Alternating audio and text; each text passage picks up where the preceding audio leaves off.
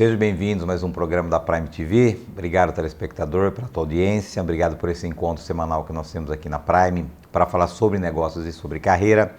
Tenho hoje a satisfação de receber o Cláudio Nazajon. O Cláudio é fundador da Nazajon Sistemas Limitada. Cláudio, obrigado pelo prestígio, obrigado por ter aberto um espaço na tua agenda e estar aqui hoje me ajudando a fazer mais um programa da Prime TV. Seja bem-vindo. Obrigado a você, Luciano, pelo espaço aqui. Nosso telespectador conhecia um pouquinho a Nazajon, como é que nasceu essa grande empresa, se você já tinha no seu radar fazer da Nazajon essa relevância que ela tem hoje no meio da indústria de tecnologia, o que você pode compartilhar dessa história toda, Cláudio? Então, assim, é muita história, né? A Nazajon tem 41 anos, fez 41 anos agora em agosto. E eu até gostaria de dizer que ela foi planejada, que eu tinha uma visão de futuro e tal, mas eu tinha 19 anos na época que eu fiz a Nazajon. E foi uma coisa muito natural, totalmente sem planejamento. E se você hoje me perguntar, eu acho que é como as empresas boas surgem. Porque elas surgem a partir de uma paixão mais uma expertise. Assim, a história começa, eu fazia engenharia na UERJ, na Universidade do Estado do Rio de Janeiro, e entrei, que era uma coisa assim que eu achava que eu ia ser engenheiro. Eu gostava, engenharia mecânica, eu gostava de carro, de fazer... Mas, de repente, abri um estágio para programação, no que hoje é o Proderj, né? Na época era CPDerj. E eu aprendi a programar computadores. Luciano, me achei ali. Falei, é isso que eu quero programar computadores. Que ano isso? E eu ficava, isso em 1979. Eram computadores do tamanho de uma sala que a gente digitava num terminal para furar cartão magnético, entregava um deck de cartão. Era um negócio assim esdrúxulo. Não vou nem entrar muito no mérito, porque isso vou parecer que eu sou velho. Mas eu aprendi a programar e eu codificava, eu ficava noites inteiras programando. Enfim, conclusão. Fazendo uma longa história curta, um ano e pouco depois, eu vieram uns microcomputadores. Foi quando vieram os microcomputadores no Brasil. Veio na mão da Dismac, depois Polimax, marcas que hoje não existem mais, mas que trouxeram os microcomputadores para o Brasil. Eu falei, eu quero um negócio desse. Só que o negócio desse era o valor de um carro. Um carro novo, né? Sei lá, hoje seria uns 300, 400 mil reais. Para um garoto de 19 anos, não tinha onde cair morto, não funcionava. Então eu vim numa feira em São Paulo, de exposição de computadores, e fui no stand da Dismac, lembro como se fosse ontem, que eu falei, vem cá, eu posso ser estagiário sem remuneração? E o Luiz Figueira, não esqueço o nome dele, nunca mais vi esse moço, mas ele era o gerente da filial Rio, ele disse, não, claro. E eu comecei a frequentar a Dismac como estagiário não remunerado. Então eu ia na faculdade de manhã, fazia o meu estágio de 4 horas, e quando dava 6 e pouco eu vinha para a Dismac e ficava programando computadores lá na Dismac. Os vendedores comecei a fazer amizade com os vendedores, eles começaram a me levar, porque você imagina uma época, Luciano, em que havia computadores, você tinha que vender computador, mas não tinha software. Você tinha que desenvolver o software. Hoje você compra o software antes do computador. Tá tudo junto. Não tinha software. Então, como é que você vende um negócio que precisa de software e não tem software para vender? Então, eles me levavam junto para ajudar a vender o computador. E aí eu pegava o contrato de desenvolvimento. Em muito pouco tempo, eu tinha mais clientes dos que eu podia dar atenção. E o Rio de Janeiro é uma linguicinha. Então, você tem assim... tem um ponto aqui, outro ponto aqui, e é pequenininho, você olha no mapa, é pequenininho, mas você leva 4 horas para ir de um lado ao outro. E eu tinha cliente numa ponta e na outra da linguiça, então eu tinha que ir para um lado e para o outro, perdia 2, 3 horas por dia em transporte, que eu tinha que programar no computador do cliente. Aí um dia eu falei, cara, se eu tivesse o computador em casa, eu facilitaria a minha vida. Então eu fui para a Dismac, falei, Dismac, você me financia uma máquina dessa? Precisava de 2, porque na época cada máquina tinha um sistema operacional diferente. É como se hoje fosse, sei lá, o PC e o Mac, né? Mas só que cada máquina tinha um sistema próprio. E aí ele falou, não, financio, claro, só arruma uma avalista. Eu falei, então, vou falar com meu pai, né? Aí eu lembro como se fosse ontem, eu chegando na sala de TV, meu pai e minha mãe ali assistindo TV, falei, pai, e a propósito, eu vou comprar um computador para poder fazer, mas eu preciso de uma avalista, você sai de avalista, né? Aí meu pai começou a falar sim, e aí a minha mãe falou, não, de avalista ele não vai não, mas se quiser ele vai de sócio. E assim foi que meu pai entrou de sócio, e ele disse, mas então o seu irmão tem que vir também. Meu irmão estava entrando na faculdade de informática, então foi uma coisa assim surreal, e ela queria botar minhas irmãs também, falei, não, minhas irmãs tinham, sei lá, 7 anos, né? E aí, enfim, esses foram os primórdios da Nasajon. Então, eu já tinha alguns clientes. Na verdade, a Nasajon, pessoa jurídica, foi criada para atender a uma demanda dos meus clientes. Então, com isso, eu comprei os computadores, depois comecei a contratar programadores. Um par de anos depois, o Eduardo entrou na sociedade, começou a programar também. E aí foi vento em popa. Ela começou com que serviço especificamente? Nós fazíamos software sob encomenda. Tá. Então, era isso. Eu ia nos clientes da Dismac e eles me encomendavam um sistema. E aí aconteceu um negócio engraçado, já que se você quiser seguir, a gente segue. Bora. Que é o seguinte, eu ia num cliente, eu lembro, os meus primeiros clientes foram uma agência de viagens, Chantecler, também não existe mais. E ela contratou um sistema de controle de passagens, que na época eram bilhetes físicos, era um negócio assim, a gente olhando para trás vê como evoluiu nisso. Mas tinha que fazer um controle de estoque de passagem. Eles tinham passagens da Panam, da Varig, né, empresas que não existem mais hoje, é história. E precisava de um controle de estoque e contabilidade, folha de pagamento e escrita fiscal. Aí foi no outro, era uma fábrica de móveis. Só móveis também. Também não existe mais. Enfim. Queria um sistema de controle de produção, contabilidade, folha de pagamento e escrita fiscal. O outro era uma fábrica de tecidos. Queria um sistema de controle de tecidos e contabilidade, folha de pagamento, escrita fiscal. Eu falei, cara, eu estou perdendo 90% do meu tempo para fazer sistemas sob encomenda para coisas específicas e todo mundo quer contabilidade, folha de pagamento, escrita fiscal. Bicho, eu vou largar a sob encomenda e vou passar a vender só contabilidade, folha de pagamento e escrita fiscal. E foi um dos grandes divisores. Eu tenho vários divisores desses, né? Mas foi uma das encruzilhadas que a gente optou por vir para cá em vez de ir para cá e isso definiu a história da Nasajon. Nós paramos de desenvolver software sob encomenda, desenvolvemos um sistema assim de controle de estoque, controle de produção configurável, então ele serve, que hoje é o ERP, Nasajon, ele serve para praticamente qualquer indústria, porque ele é muito configurável, mas nos especializamos em contabilidade, folha de pagamento e escrita fiscal, que era uma coisa que todo mundo queria e muito pouca gente fazia, porque tem a legislação no Brasil, não preciso te explicar, é uma coisa de loucos, por isso que os estrangeiros têm dificuldade para entrar aqui, o que para mim é bom. De 5 empresas que foram adquiridas por estrangeiros, do meu setor, né, 5 concorrentes meus que foram adquiridos por estrangeiros, 4 voltaram para casa. Desistiram. Só tem uma aí operando. Então, a gente se especializou nisso. Hoje nós somos a 6ª maior empresa de software contábil do Brasil.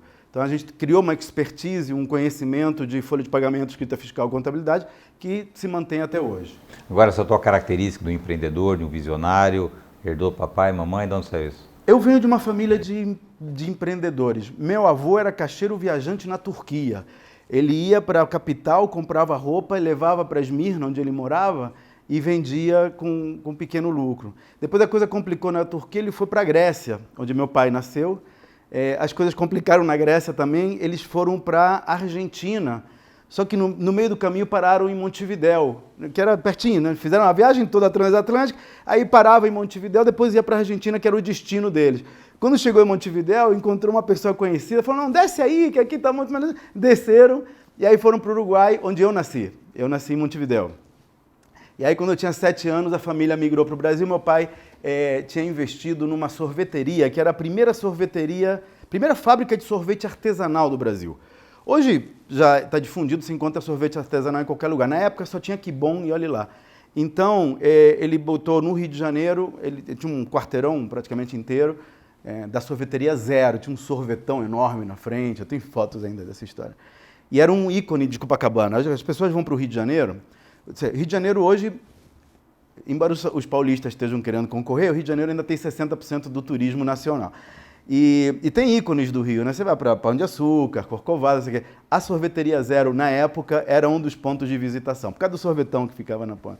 Então, meu pai sempre foi empreendedor. Mas, enfim, coisas acontecem. Ele tinha 2 sócios, e um dos sócios, que era o responsável técnico pelo sorvete, faleceu, né? Morreu.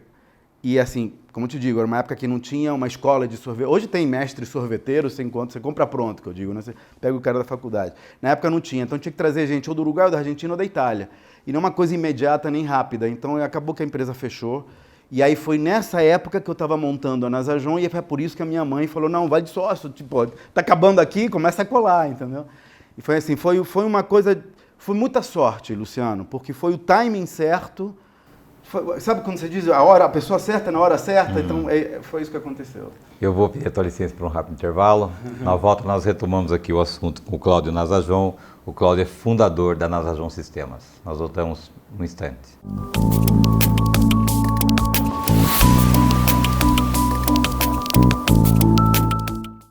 Juros reais de longo prazo. Onde e como eles afetam os seus investimentos? Olá, meu nome é Rafael Contieri, sou sócio fundador da Fincare Investimentos e este é o Minuto Fincare Safra Invest. Aqui você irá saber mais sobre negócios, economia e principalmente dicas de investimento.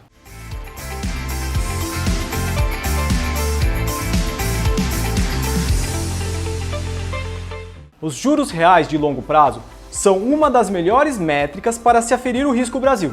De setembro para cá, ele abandonou a tendência de queda e alcançou o maior nível desde junho, em grande parte influenciado pelo cenário econômico norte-americano, que segue instável com previsões de novos aumentos de taxa de juros e da manutenção desses juros elevados por mais tempo do que esperado, mas também com a desconfiança no mercado na capacidade do governo brasileiro de equilibrar as contas públicas. A volatilidade dos juros futuros influencia em todos os tipos de investimento, sejam eles de renda fixa ou variável.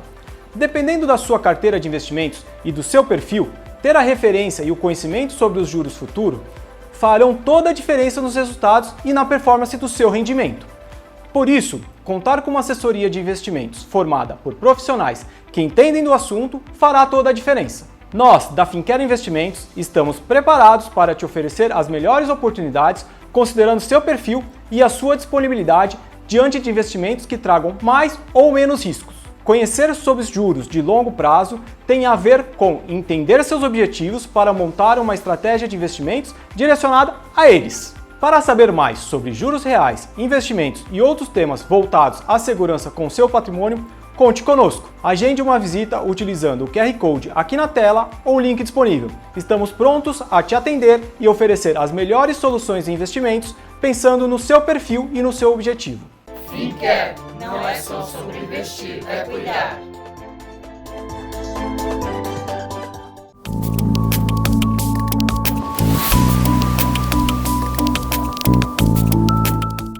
Voltamos. Nosso convidado de hoje é o Cláudio Nazajon. O Cláudio é fundador da Nazajon Sistemas. Falamos bastante no primeiro bloco sobre família, falamos sobre a criação da empresa. Quero falar agora sobre essa multifacetas que o Cláudio tem. É professor, é empreendedor, é escritor, apresentador. Como é que você consegue equilibrar isso tudo e de alguma maneira conectar esses mundos todos, Cláudio?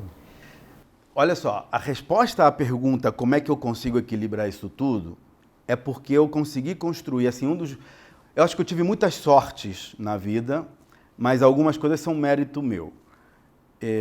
E um dos meus méritos, esse eu assumo com orgulho, é ter podido construir um time de pessoas que é capaz de levar os meus negócios sem a minha presença. Hoje, para você ter uma ideia, eu tenho uma empresa que é top 10 no setor, nós temos próximo a 300 pessoas trabalhando conosco e eu não tenho uma vírgula operacional no negócio.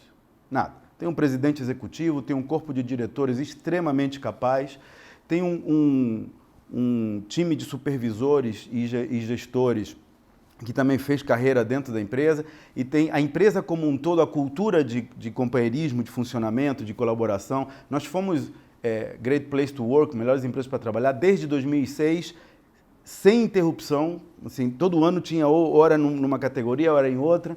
Nós falhamos em 2 anos, em 2019, quando começou a pandemia, por causa dessa coisa de ir para casa e tal. Nós hoje somos uma empresa 100% remota e isso tem trazido alguns problemas de integração. A empresa virou remota. Eu tinha um andar na Faria Lima, 3 andares na Rio Branco, 14 escritórios regionais. Matamos tudo. Hoje tem um escritorinho, coworking, que vão meia dúzia de gatos pingados lá. Quando a sogra vai visitar, o sujeito vai lá para Nazajon trabalhar. Porque hoje todo mundo trabalha em casa, trabalha home office, ou em coworking, ou em grupos. E isso trouxe um aumento de produtividade sensacional, mas um problema de integração. Uhum. E esse problema de integração a gente vai solucionar, porque nós vamos aprender a resolver isso. Mas eu consegui criar um time de pessoas que me permitem eu fazer o que eu gosto. E o meu problema é que eu gosto de fazer um monte de coisas. Então, eu lembro quando eu lancei o meu primeiro livro, em 2000, o Venda-se. Venda-se foi best-seller da Exame, na época que não tinha internet, não tinha... Hoje você transforma um best-seller comprando leads no Instagram, né? Mas na época não tinha nada disso, então o livro foi bom porque era bom mesmo. Era como aplicar técnicas de marketing e vendas na sua vida pessoal e profissional. Eu vendi pela editora Campos Elsevier, né? E eu me lembro da entrevista que eu fiz quando eu apresentei o livro. Eu era muito naivo, era muito ingênuo, né? Vou mostrar, vou escrever o livro. Escrevi o livro, levou 1 ano e meio, 2 anos para escrever. Mandei para a editora me chamou, mas eu não sabia que aquilo era... Eu era um ponto fora da curva. Hoje é todo um trajeto, você tem que contratar profissionais para te ajudar. Eu não fiz nada disso, eu mandei o livro. Ele me chamou, eu lembro da entrevista como se fosse ontem. Ele me perguntou, mas Cláudio, por que você quer publicar o livro? Eu falei, que eu quero prestígio. Assim, aí ele começou a rir, falou, o primeiro cara né? Enfim, é por aí. Depois eu lancei mais 7 obras, todas publicadas pela Campos Elsevier, as últimas 2 por outras editoras. E hoje eu tenho um podcast, né, um Conversa Empresarial, está em todas as plataformas de streaming, em que eu faço um pouco isso que você está fazendo comigo. Eu falo com empresários, e em alguns episódios eu respondo dúvidas da audiência. E sempre falando sobre gestão empresarial. Eu tive um programa de rádio durante 30 anos, né? 5 anos na Antena 1, 25 anos na JB, também falando sobre gestão empresarial. Hoje eu tenho um grupo de WhatsApp, que é o Gestão em Negócios. Enfim, podem me procurar nos canais que vão achar. E aí eu mando pílulas diárias de gestão em negócios. Né? E é aberto, é grátis, não é só se cadastrar lá. E eu faço um encontro semanal, ao vivo, no Meet, que também é aberto ao público, em que eu falo sobre negócio, toda segunda-feira às 18 horas. Desafio, né? É um desafio que eu gosto, é o que eu gosto de fazer. As pessoas me falam, mas você não para lazer? Não, você não está entendendo, esse é meu lazer, eu tenho lazer de segunda a domingo. Eu tenho, para não te dizer que eu estou fora da empresa, eu tenho 2 reuniões semanais com a empresa. Uma com o presidente, eu, meu sócio e o presidente, e a outra com o corpo de diretores. A gente chama de conselho de diretoria. Que é mais ou menos para a gente ficar up to date, para eu não me sentir um zero à esquerda. Né? E tem coisas que eu aplico, por exemplo, tem muitas coisas ligadas à estratégia ou a valores que eu vejo são minhas. Vou te dar um exemplo. Quando veio a pandemia, todas as empresas do mundo que puderam foram para o teletrabalho. Até aí não tem grandes mistérios. Todas. Quem não pôde, não foi, mas quem pôde, foi. Certo? Terminada a pandemia, ou quase terminada, ninguém botou um ponto final no negócio ainda, mas a grande maioria das empresas voltou, ou está tentando voltar. Muitos estão tendo problemas, inclusive, com os funcionários. Os funcionários se adaptaram a uma nova modalidade que não estão muito dispostos a abrir mão dela, de ficar perto dos filhos, de não perder 2, 3 horas de comutação todos os dias. Então, muitas empresas estão tentando voltar. Empresas que têm sedes enormes ou que dependiam do controle das horas trabalhadas, essas estão tendo dificuldade.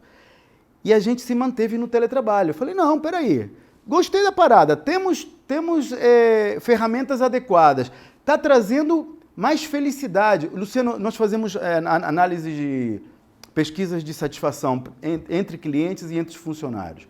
As nossas pesquisas de satisfação dos funcionários, a gente usa a metodologia NPS, Net Promoter Score, que é difundida mundo afora. E a gente está com índices de satisfação próximos a 100%, irmão.